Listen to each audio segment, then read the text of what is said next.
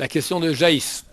Ma question en fait c'était de savoir pourquoi est-ce qu'avec les personnes qu'on avait connues par le passé et qu'on revoyait après avoir essayé d'entamer un processus de tchouva, pourquoi le fait qu'on essaie de s'orienter vers la Torah et d'évoluer en Torah, ça leur posait problème alors qu'on voit que des fois il y a des personnes très tolérantes, quand ils voient qu'on choisit notre voie et que c'est pas une voie très répandue, ils disent bah il fait ce qu'il veut, c'est pas son problème, ils respectent totalement, mais quand ils voient que c'est qu'on a changé de sens et qu'on est allé dans la Torah, spécifiquement dans la Torah, ça leur pose problème et ils ont autant de... Enfin, presque de rancune envers nous. On entend souvent la phrase il a tourné, il a tourné, il a changé. On lui a bourré la tête. Il y a trois sortes de personnes. Il y a... avant d'expliquer quelles sont les trois sortes, je vais peut-être expliquer le phénomène. D'accord ? Le phénomène est le suivant. On a, partie en nous, la Neshama, Yetzeratov, le bon penchant, qui est un éclairage divin, et qui nous dit que la Torah est la vérité. Beaucoup de gens sont croyants. Ou en tout cas, même si on ne sont pas croyants, il se peut qu'il y a, en tant que juif, tu devrais quand même aller vérifier qu'est-ce qu'il y a là-bas. C'est pour un non-croyant. Un croyant dira, bon, la Torah, c'est une vérité, on ne peut pas la faire moitié-moitié.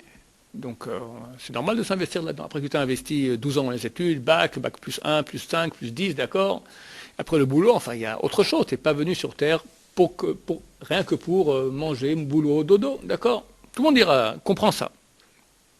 Mais on est pris par le train-train quotidien, par l'appât du gain, par l'appât des plaisirs, par l'appât du Yetzirah. Mais en nous, il y a cette Neshama qui te dit, tu es en train de te planter.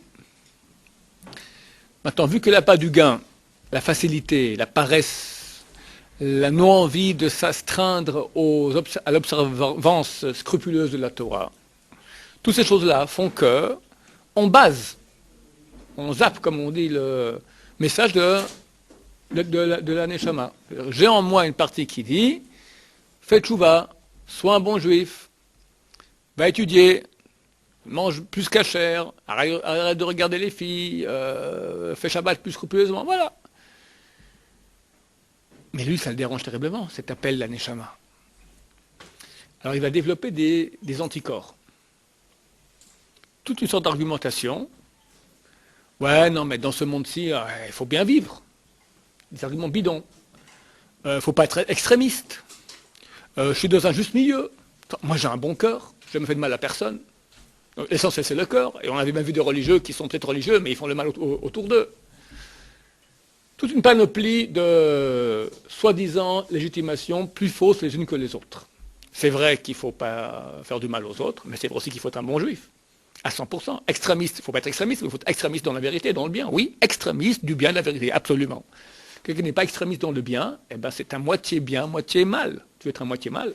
Quelqu'un qui n'est pas extrémiste dans l'honnêteté, ben c'est un demi-malhonnête, d'accord. On est extrémiste du bien, oui, absolument.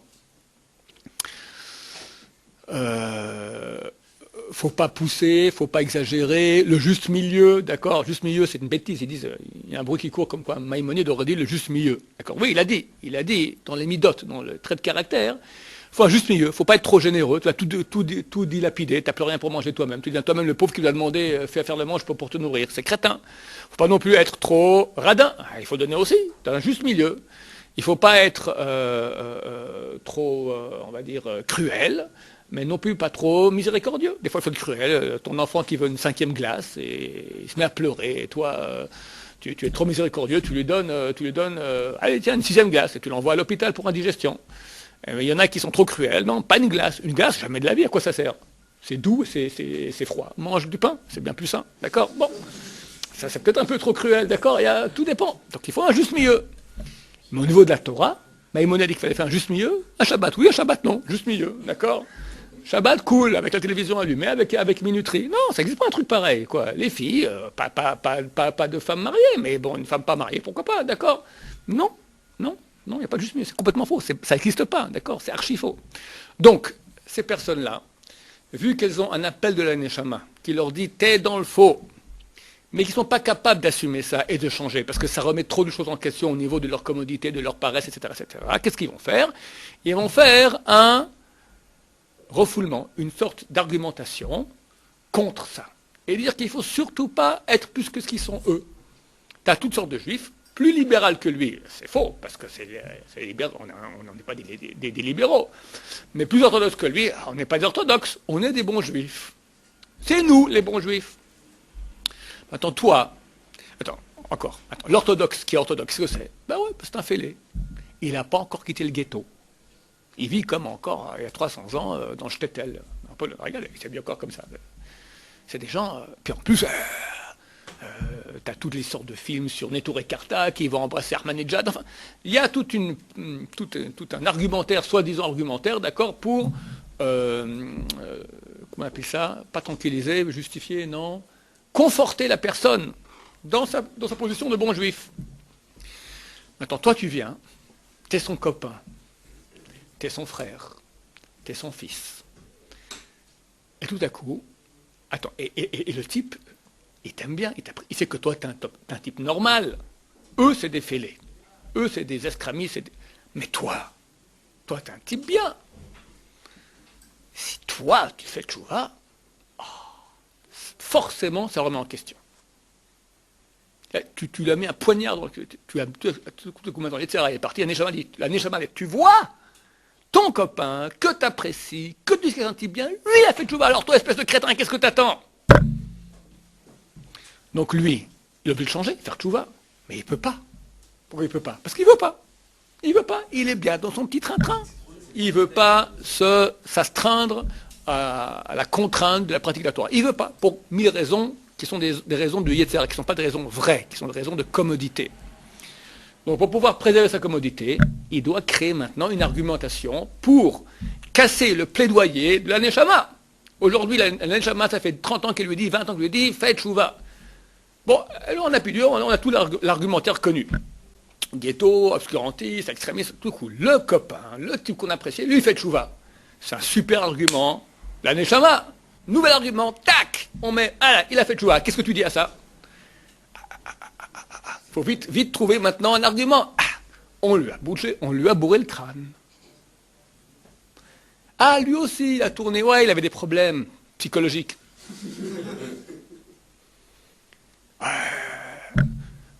Folie passagère, ça passera.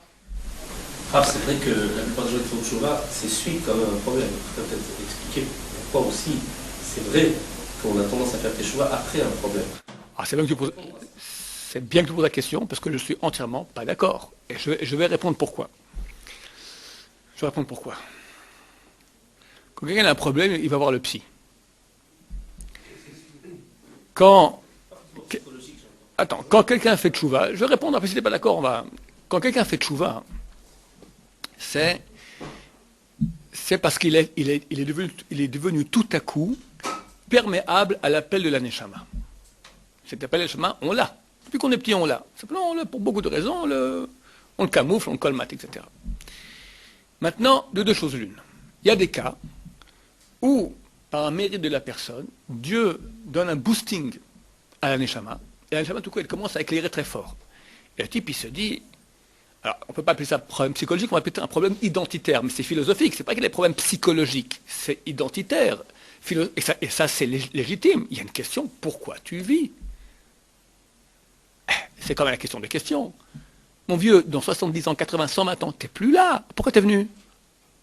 Mettre au boulot dodo.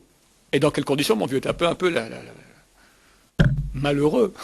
D'accord, aujourd'hui, c'est la catastrophe. Au moins, il n'y a rien. Quoi. La crise, rien. La débauche, enfin, rien. Alors, c'est quoi le but? Lui, il colmatait. Je vais finir tout après. Il colmatait. Mais Dieu, pour un mérite, d'habitude, ou mérite des parents, des ancêtres, ou un mérite d'une fois qu'il a fait lui, ou souffrance qu'il a eue, tout à coup maintenant, un éclairage extraordinaire, et il dit, mais c'est vrai ça, pourquoi je vis? Ouais, je vais au cours de Torah. Il ouvre Internet, il va à un cours, il va à un séminaire, tac, c'est la vérité. Génial, j'avance. Des fois, lui, dans sa vie, il n'y a aucune raison, il n'y a pas un mérite spécial qui fait que, par lui-même, tout à coup, il ouvre son cœur, écoute maintenant l'appel de la Neshama. Il vit son train-train. Par un mérite, néanmoins, Dieu veut le sortir de là-bas. Parce que s'il continue son train-train, il va tout droit à la tombe et terminé. La tombe est mort. Mort, olam hazé, olam haba. Donc Dieu, par un certain mérite qu'il a, veut le sortir. Bon, on lui met un petit appel Neshama, bon, mais il reste imperméable. Qu'est-ce qu'on fait? Schlar, accident de voiture. Décès dans la famille. Redressement fiscal. D'accord, etc. Déception amoureuse. Très bien. Ou des fois, il faut le dire, un des grands, il faut le dire, et beaucoup d'entre vous se reconnaîtront là-dedans, je trouve que c'est un dicton au nom d'un film, Chercher la femme, d'accord? Un des grands moteurs de la tchouva, c'est la femme. Une femme qu'on connaissait, elle a fait tchouva. Et alors là, tout même le Tzera, il est d'accord, il dit, pour une femme pareille, écoutons un peu la Neshama. Écoutons la Neshama, et d'une pierre deux coups. Et la femme et la yeshiva, ça existe aussi. Ou dans l'autre sens, hein, chercher l'homme, ça arrive aussi. C'est un grand moteur, il faut le dire aussi.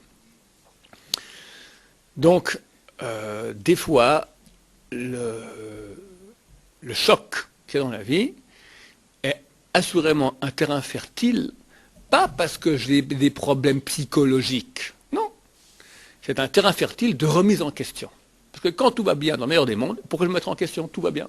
Quand ça ne va pas, tu dis, alors pourquoi? Pourquoi c'est arrivé? Pourquoi il est parti? Pourquoi cet accident? Mais c'est quoi le but? Ce choc-là fait que tout à coup, les Tzerara, quand ça va bien, il faut bien comprendre.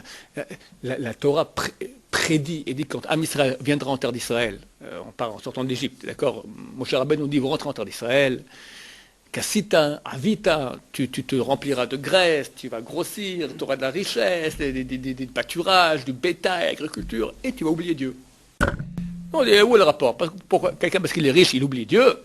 Eh bien oui, messieurs, c'est pas forcément qu'il oublie Dieu n'existe plus, mais quand quelqu'un, ça va pas, s'il est croyant, eh bien il regarde en haut. Quand quelqu'un ça va, eh bien, regarde en haut de temps en temps, oui, merci Dieu, Baruch Hashem, tout va très bien, mais bon, ça va. Mais quand ça va pas, et là, c'est comme ça fait plus mal. Quand ça fait mal, tu commences à crier. Donc, dans cette situation de choc dans la vie, ça peut être un terrain fertile pour pas trouver un échappatoire à nos problèmes dans la yeshiva. Absolument pas. La yeshiva, au contraire, les gens imaginent qu'ici, c'est une planque. C'est faux. Je défie qui que ce soit de venir ici, étudier 9 heures de Gemara par jour, vous allez voir ce que c'est.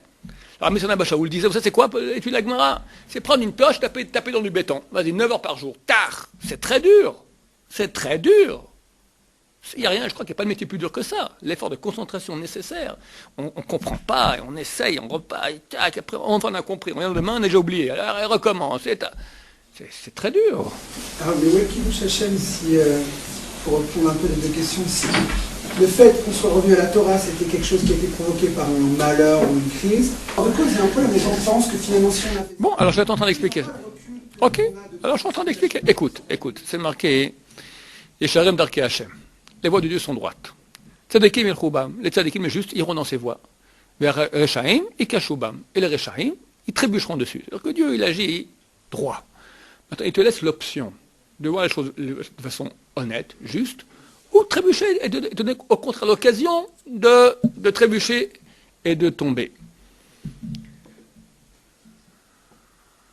Si la Yeshiva était la planque, si la Torah était une chose agréable au corps, commode, tu auras peut-être raison. J'aurais dit qu'un type, s'il a des problèmes, il se réfugie dans la drogue. Ça, j'entends. La drogue, c'est un nuage rose. D'accord? Il va voir un psy, il fait une thérapie, il vient à l'Yeshiva, c'est pas du tout ce qu'il fallait faire. Yeshiva, c'est dur, c'est astreignant, la barre est très haute, il y a une exigence. Les gens, mais j'en ai rien à faire des choses. Ok, alors, que les gens viennent voir. Que les gens viennent voir. Écoute, quelqu'un de droit, il vient à Yeshiva, il voit, un jour, une demi-heure, qu'est-ce qu'on voit des gens? Viens, prends une Gemara. Aujourd'hui, ça va, dans chaque famille, il y a quelqu'un qui a fait tchouva. Ça n'existe plus, les gens. Dans chaque famille, quelqu'un a fait tchouva. Qui c'est? C'est un feignant? C'est des gens, d'habitude, c'est les top niveaux qui font tchouva. Ici, en Israël, il y avait une pub. Dans tout, on voyait derrière les voitures, il y a 20-30 ans, toutes les voitures, Hatovin, la Thaïs. Les bons, être pilote de chat. C'était la société israélienne, le top du top, les pilotes d'avion. Un mirage qui passait avec la croix de David dessus. Mashiach, d'accord? Eh bien, je crois que le pourcentage de Baalei Teshuvah pour une population donnée, le plus grand, est parmi les pilotes d'avion. Des gens bien. Des gens qui non seulement sont techniquement très très calés au niveau de leur, oui, mais comment dire, rapidité d'esprit, mais les pilotes, c'était aussi, ils prennent des gens qui sont la crème au niveau de l'humanité, c'est des gens bien, des gens, pour être pilote, il faut faire un guibouche. Guibouche, c'est donc je crois qu'il y a 1000 qui rentrent pour être candidat pilote, et à la fin, ils en prennent 20.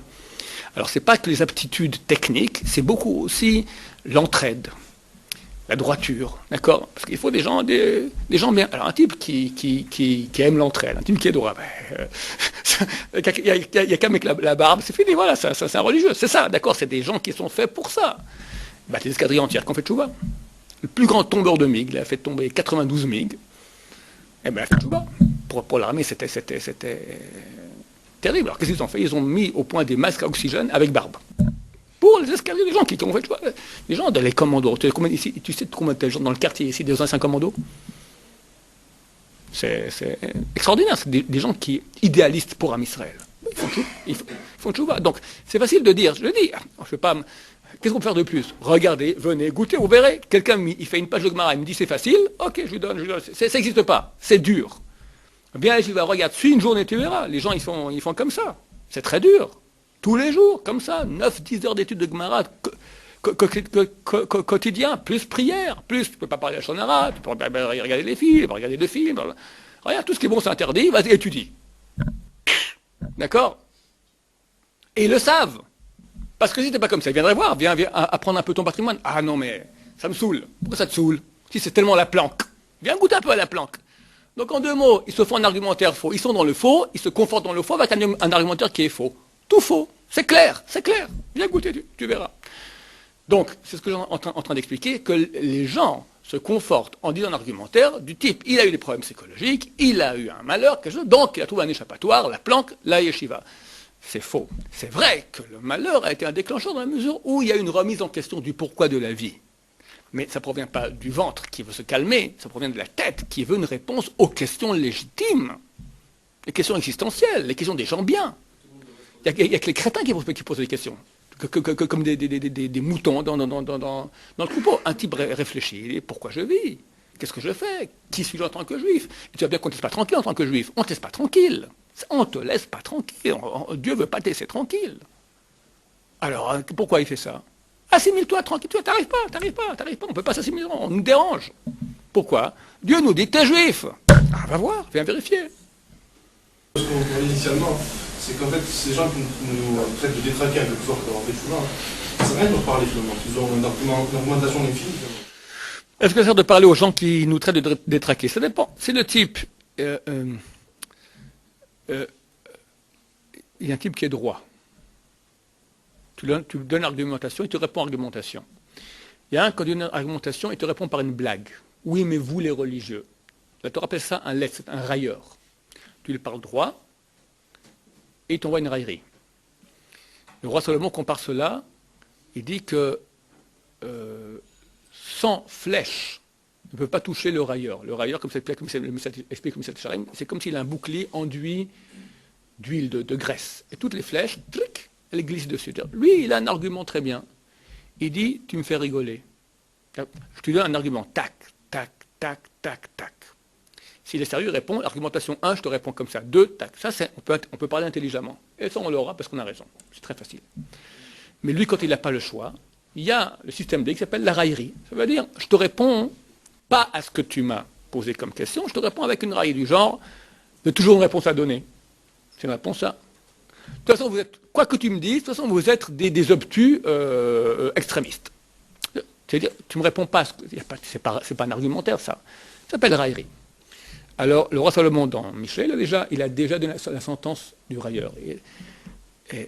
Let's taquer. Let's le railleur, il faut le frapper. C'est-à-dire, on n'a pas à lui parler. Qui va le frapper? Dieu. Le type qui se moque de tout, il se moque de lui-même. Il n'est pas prêt, du même que sa Neshama lui envoie à lui des messages de vérité. Et il répond par une raillerie, oui, mais c'est n'importe... Pas avec un argumentaire. La Neshama, elle parle sechel, elle parle intellect, rationnel. Donc elle envoie des arguments rationnels. Tac, tac, tac. Lui, il envoie balader, tac, avec son bouquet, tac, tac, tac. Comment on peut le réveiller? On va lui faire mal. Si Dieu l'aime, Dieu va le frapper. Et là, il se réveille. Quand Dieu l'aime. Alors s'il l'aime pas, là. S'il n'aime pas, il laisse crever. C'est le pire. Quelqu'un une ordure, qui vit sa vie très bien, il a l'argent, il a la santé, il a la famille, il a les femmes, il a tout. Et c'est une ordure. Ça veut dire que Dieu ne l'aime pas, c'est tout. Dieu le laisse dans son flop pour le perdre. Parce qu'il arrivera dans le monde de vérité, il n'est pas lui, il n'a rien fait. C'est un magouilleur, et un magouilleur, voilà, c'est tout. Si le railleur, c'est... Maintenant, toi, tu te poses la question, qu'est-ce qu'on va faire avec la famille proche qu'on n'a pas ignorée? Regarde. Alors, c'est clair que les personnes qu'on dérange le plus dans notre tchouva, c'est l'entourage proche. Donc forcément la famille, les amis proches. La meilleure façon, à mon avis, c'est de répondre très calmement à l'argumentaire. Tu réponds. Ils verront que tu as quelque chose à dire, mais bon, vu qu'ils sont, ça va les embêter parce qu'ils t'apprécient, ils savent que tu es quelqu'un de bien, tu donnes un argumentaire qui tient la route, ils voient que c'est même dangereux de te parler, donc ils vont se mettre en colère ou ils vont tomber balader. Toi, tu restes calme. C'est marqué dans la Torah aussi, à émettre Yoreh Darko. La vérité montre sa voix. Au bout d'un moment, ça devient clair. Attends 3 ans, 5 ans, 10 ans. 10 ans, maximum 10 ans. Après, tu fais l'étude comparative. Ils sont où eux et t'es où toi? La qualité de vie que tu as, la paix dans le couple que tu as, l'éducation, les enfants au regard pétillant, si tu es un bon juif, il ne suffit pas de faire Shabbat, manger cachère pour avoir tout ça, d'accord? C'est un investissement sur les qualités d'âme sans cesse, un travail sur soi, d'être un métier vrai, honnête, bien, c'est un travail. Mais quand tu travailles vraiment, ça amène ses fruits, désolé. L'enfant qui respecte son père aujourd'hui, qui respecte sa mère, c'est une chose que les gens ne connaissent pas, ils sont tous ébahis. Regarde, que tu saches.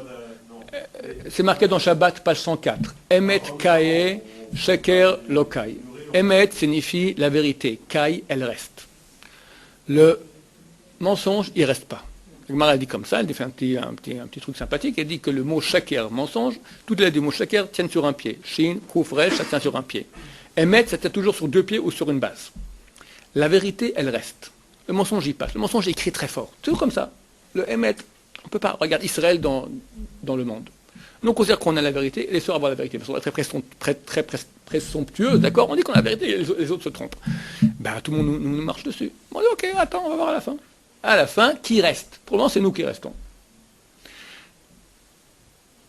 Si tu peux les convaincre aujourd'hui, avec un argumentaire, qu'ils sont prêts à écouter la vérité, ok, très bien. Mais s'ils ne sont pas prêts à écouter la vérité, ils ne veulent pas la voir. Ils ne veulent pas la voir pour raison X, Y, Z, et c'est pas commode, etc. Qu'est-ce qu'on peut faire? Je peux de force le prendre, tiens. Non. Je continue ma voie. Attends. Patiemment, de façon la plus honnête, la plus thoraïque qu'il puisse y avoir. Patiemment. Quand eux sont méchants, toi tu restes gentil. Ils t'enquiquinent trop, tu décroches. Tu pars, d'accord? Je vous réponds, pourquoi vous criez? Moi je vous réponds très calmement. Pas besoin de se fâcher. Écoutez, au-dessus de ces petites considérations bassement religieuses, je vous aime, aimez-moi. Je suis tolérant, je vous laisse faire ce que vous voulez. Laissez-moi, soyez tolérant, pas. Faites preuve de grandeur d'âme. Si vous m'aimez vraiment, moi je suis heureux comme ça. Laissez-moi. J'ai rien fait de mal, je ne me drogue pas, je ne suis pas dans un ashram en Inde, je suis pas le chef de la mafia, j'ai vu la Torah que vous respectez vous aussi. Oui, mais tu fais trop. Ok, c'est votre choix, soyez tolérant. Je ne vous dis pas de changer, laissez-moi, soyez tolérant. Donc tu peux avoir un argumentaire qui va les embêter parce que tu as raison. Mais si tu restes calme, tu réponds comme il faut bien, au bout d'un moment, ils vont comprendre que, ok, c'est ta façon de vivre. Et s'ils s'obstinent, ils font la guerre, alors tu te protèges aussi. J'ai connu des parents d'élèves. Moi, le premier type qui a fait tchouva, c'était un meilleur copain à mon frérot. Il a passé un Shabbat chez nous. Et on faisait Maseret Betsa à la Gemara quand j'avais 22 ans, d'accord, 23 ans. 23 ans. Betsa. Et lui, il a vu, c'est pas possible. Un traité entier qui parle d'un œuf. C'est pas possible. Le lendemain, il partait à la plage mixte, d'accord. Il parle aux copines, tout ça, tu te rends compte. Des pages entières sur un œuf. Bon, aujourd'hui, c'est un ancien prof de la yeshiva. Il a fait tchouva complète. Son père, ma femme était enceinte de mon premier fils. Son père m'a dit, vous savez, c'est dommage, votre femme est enceinte. Un malheur pourrait lui arriver. Il a menacé. Il a carrément menacé. Alors moi, je vais aller voir un grand rave qui m'a dit, appelle le père. Comme ça, tu appelles un copain à ton copain, qui lui dise, écoute, tout ce que je dirai demain, c'est de la bêtise. Tu appelles le père, écoutez, monsieur, vous avez entièrement raison. Moi, je ne veux pas que votre fils fasse tchouva, passez-le moi, écoutez. Et moi, devant le père, je dis, écoutez, tu m'entends? Tu rentres, tu fais tout ce que ton père te dit, tu manges en cachère, tu fais pas Shabbat. Le pauvre, il comprend pas ce qui se passait, d'accord? Il n'a pas encore reçu le message du... Et après, il a reçu le message, voilà, donc on a calmé le père, il a fait tchouva, et voilà. Et le père aujourd'hui est décédé, et je peux te dire que Baruch Hashem, dans le ciel, il est très haut, parce que son fils, aujourd'hui, il le fait monter. Tu as des gens tordus qui sont prêts à assassiner, parce que leur fils a fait le grand crime de faire tchouva. Ça existe aussi. Alors, qu'est-ce qu'on doit faire? Se préserver, faire attention. Mais avec des gens honnêtes, droits, leur montrer qu'on les respecte. C'est déjà beaucoup. Que nous respectent aussi un peu, et qui verront qu'après tout, je te dis, avec un peu de temps, si quelqu'un... Tu as des balais de tchouva qui ne vont pas se comporter. Ils rentrent, ils veulent d'abord convaincre leurs parents de changer. Très souvent, les parents ont peur que quand tu fais tchouva, tu vas aussi leur demander à eux de tout changer. Ils ne veulent pas. Alors, écoutez, moi, je vous laisse, faites ce que... C'est bien de leur dire. Sois clair entre nous. Je ne vous dirai jamais quoi faire. Je vous en prie, ne changez surtout pas. Dès que tu dis ça, la pression monte. Quand tu rentres dans la yeshiva, ils ont peur que tu veux vouloir tout changer. Dis-leur, je ne veux surtout pas que vous changez, je vous adore comme ça, surtout pas. En aucun cas, deviens plus religieux. Tu as dit ça, déjà, ils voient que tu es tolérant. Parce que tu as une image d'intolérant. Hein? Maintenant, ce que vous voulez maintenant fumer Shabbat, il n'y a pas de problème. Vous voulez maintenant faire manger Shabbat, pas de problème. Mais vous respectez, moi aussi. Moi, j'aurai ma petite plata avec ma petite soupe, d'accord? Hein? Si vous allez avec les enfants, ils ne peuvent pas mettre la télé avec l'écran géant, ça vous est obligé de demander qu'ils ne voulaient pas la télé. Mais non, eux font ce qu'ils veulent maintenant. Tu veux que je vienne chez toi avec mes enfants, écoute, je te respecte beaucoup, mais moi, pour l'instant, je ne peux pas, d'accord. On peut discuter, mais aller lui changer sa vie à lui, non. Si tu veux que moi je vienne, ok. C'est pas que je veux changer ta vie, mais c'est qu'il faut que tu me respectes. Un minimum. C'est possible avec la bonne volonté, avec sans les nerfs, avec un discours intelligent, et on est fait pour ça avec le Mara, ça se construit à des intelligents, ça devrait aller. Maintenant, il y a des anti-religieux, antisémites, qui ne veulent pas comprendre. Il y a des parents comme ça, d'accord, des vrais antisémites qui ont la haine de la Torah. Bon, qu'est-ce qu'on peut faire? Alors, il faut faire avec. Oui. Le problème, vous avez dit, d'accord, des fois, on leur dit, voilà, moi je suis heureux comme ça, c'est mon problème, même au cercle d'amis proches ou à la famille proche, tout ça. On leur dit, moi je suis heureux comme ça, c'est mon problème, je vous demande pas de changer. Mais des fois, c'est leur orgueil qui est frappé, parce qu'ils s'aperçoivent bien que si on est entier dans notre démarche, on peut couper les ponts avec eux. Si on est vraiment entier, si par exemple on avait un passé des personnes qui étaient plus en phase avec les projets qu'on a aujourd'hui, ils le savent, ils comprennent que le chemin est donc séparé. Donc c'est leur orgueil qui est frappé. Donc vous dites, c'est pas totalement vrai, parce qu'on sera obligé de. Alors, le discours à voir. Alors, le discours est comme ça, regarde. Tu leur diras comme ça, regarde, moi aujourd'hui, tes intérêts et mes intérêts, c'est plus la même chose. Il y a des choses qu'on faisait ensemble, je ne peux plus faire maintenant. Aller en boîte avec toi, parler de filles, c'est plus mon truc. Moi, je t'apprécie beaucoup. Et je suis convaincu que c'est réciproque. Alors viens, faisons preuve les deux. On va montrer que notre amour et notre attache, elle est au-dessus de ces basses considérations religieuses. C'est pas parce que je ne parle pas de filles avec toi que tu vas me haïr. Là, tu l'as tué, tu comprends? Tu l'as tué. Parce que lui peut dire, non, si tu ne parles pas de filles avec moi, je t'aime plus. Ah bon? Ça veut dire que tu m'aimes pas. Si tu m'aimes, et ce que je dis maintenant n'est pas un argumentaire, c'est une vérité. Si vraiment le type, il t'aime, toi, il doit être capable de pouvoir continuer à avoir un discours amical avec toi, bien que tu es différent. C'est ça l'amour. Il y a plus de sujets de conversation. Pardon? Ils ont plus de sujets de conversation. On peut trouver. Et c'est important de trouver. C'est important de trouver. Très souvent, des familles, des gens non religieux, d'accord, leur enfant fait tchouva. Et dans le contact, il est nécessaire que l'enfant trouve des sujets de discussion dans lesquels on peut être, on est une sphère dans laquelle nous vivons ensemble. On a de quoi, on a un sujet dont on puisse parler, hein. Une sphère dans laquelle commune aux deux. Sinon, effectivement, si toi tu fais que parler que Torah toute la journée de la Gemara, machin, alors évidemment ça va pas. On doit pouvoir se mettre en relation avec les gens qui sont différents de nous dans leur domaine, tant que ça reste dans le domaine du permis. Baruch Adonai, Amen.